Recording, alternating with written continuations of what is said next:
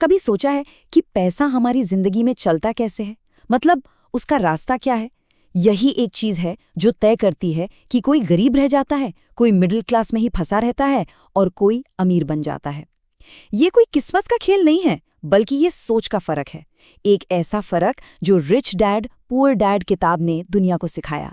तो चलिए आज इसी सोच को डिकोड करते हैं। तो सबसे पहला और सबसे जरूरी सवाल यही है, किसी की भी जिंदगी में पैसा असल में घूमता कैसे है? ये सुनने में भले ही आसान लगे, पर इसका जवाब किसी की पूरी फाइनेंशियल कहानी लिख देता है। जी हाँ, बिल्कुल, इसी एक सवाल का जवाब किसी का आर्थिक भविष्य तय कर देता है। क्योंकि पता है, पैसा हमारी जिंदगी में सिर्फ 3 रास्तों पर चलता है और हर रास्ता एक बिल्कुल अलग मंजिल पर जाकर खत्म होता है। एक मिनट आगे बढ़ने से पहले एक बात साफ कर देते हैं।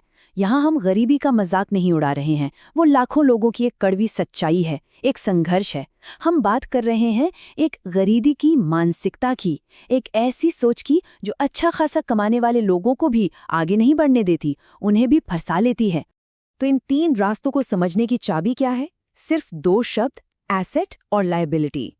और सोर्स के लेखक के लिए इन दोनों का फर्क समझना ही वो लाइट बल्ब मोमेंट था जिसने सब कुछ बदल दिया। तो एसेट क्या है? बहुत सिंपल, कोई भी ऐसी चीज जो किसी की जेब में पैसा डालती है, बस इतना ही है। और लायबिलिटी ठीक इसका उल्टा, कोई भी ऐसी चीज जो किसी की जेब से पैसा बाहर निकालती है, जो खर्चे पैदा करती है। अब जरा इस स्लाइड को देखिए, ये सब कुछ एकदम साफ कर देती है। एक तरफ हैं स्टॉक्स और रेंटल प्रॉपर्टी जैसे एसेट्स जो पैसा बना रहे हैं, जो जेब में पैसा डाल रहे हैं। और दूसरी तरफ हैं कार लोन और क्रेडिट कार्ड जैसी लाइबिलिटीज जो लगातार पैसा खा रही हैं। और सबसे चौंकाने वाली बात क्या है? जिस घर में कोई रहता है वो भी एक लाइबिलिटी है, क्योंकि वो कमाकर नहीं देता बल्कि मेंटेनेंस और दूसरे खर्चों में पैसा लगवाता है। ठीक है, तो अब जब एसेट और लाइबिलिटी का फंडा क्लियर है, तो चलिए पहले रास्ते पर चलते हैं। ये सबसे सीधा और सरल रास्ता है जिसे गरीबी की मानसिकता कहा जा सकता है। ये कमाने से लेकर खर्च करने तक की बस एक सीधी लकीर है। इस रास्ते पर कहानी बहुत ही सिंपल है। महीना शुरू होते ही सैलरी आती है और महीना खत्म होने से पहले ही वो बिल, किराया और बाकी ज़रूरतों में खर्च हो जाती है। नतीजा, हाथ में कुछ नहीं बचता। पैसा आया और बस हवा हो गया। अब आते हैं दूसरे रास्ते पर, जो शायद सबसे आम है और सबसे बड़ा धोखा है। ये अमीरी का एक भ्रम पैदा करता है, लेकिन असलियत में ये एक जाल है। और इस रास्ते की यही सबसे बड़ी कड़वी सच्चाई है। ये दिखता तो अमीरी जैसा है, लेकिन असल में ये होता नहीं है। अब इस चक्रव्यूह को समझिए। यहाँ सैलरी सिर्फ रोज के खर्चों पर नहीं जाती, बल्कि उसे लायबिलिटीज खरीदने में लगा दिया जाता है। एक बड़ा घर, एक नई गाड़ी, लेटेस्ट फोन।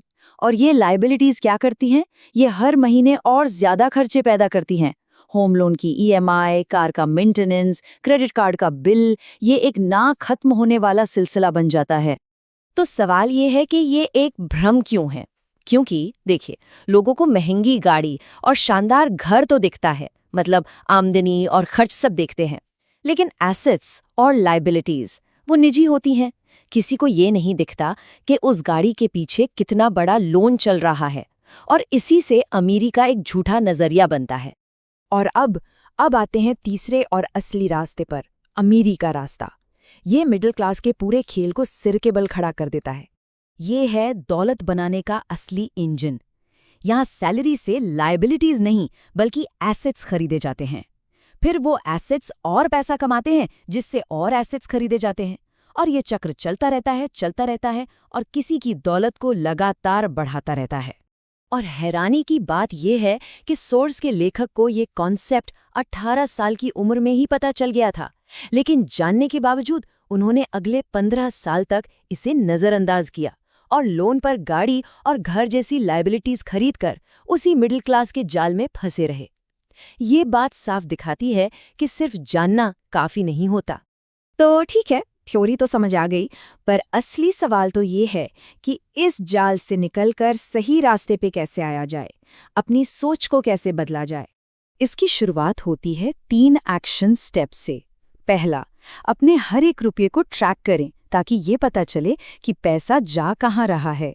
दूसरा, ईमानदारी से विश्लेषण करें कि वो चीज़ खर्च है, एसेट है या लायबिलिटी। और तीसरा, अपनी इनकम का कम से कम 10% हिस्सा ऑटोमैटिकली एसेट खरीदने में लगा दें, सोचने का मौका ही न दिया जाए। और इन आदतों को बनाए रखने के लिए सोच में ये 4 बदलाव लाने बहुत ज़रूरी हैं। पहला, एक निवेशक की तरह सोचना, कर्मचारी की तरह नहीं। दूसरा, ये समझना कि ये एक मैराथन है, कोई 100 मीटर की रेस नहीं। दौलत रातों रात नहीं बनती। तीसरा, उन लोगों के साथ उठना बैठना जो ऊपर उठाते हैं, नीचे नहीं खींचते। और चौथा, जो सबसे ज़रूरी है, सिर्फ ज्ञान नहीं, उसे इस्तेमाल करने की समझ पैदा करना। यही तो फाइनेंशियल इंटेलिजेंस है। तो आखिर में सवाल घूम फिर कर वहीं आ जाता है, किसी का भी पैसा इन 3 में से एक रास्ते पर तो चलेगा ही। गरीबी की मानसिकता, मिडिल क्लास का भ्रम या फिर अमीरी का रास्ता। उसे किस रास्ते पर भेजना है, ये फैसला खुद करना है।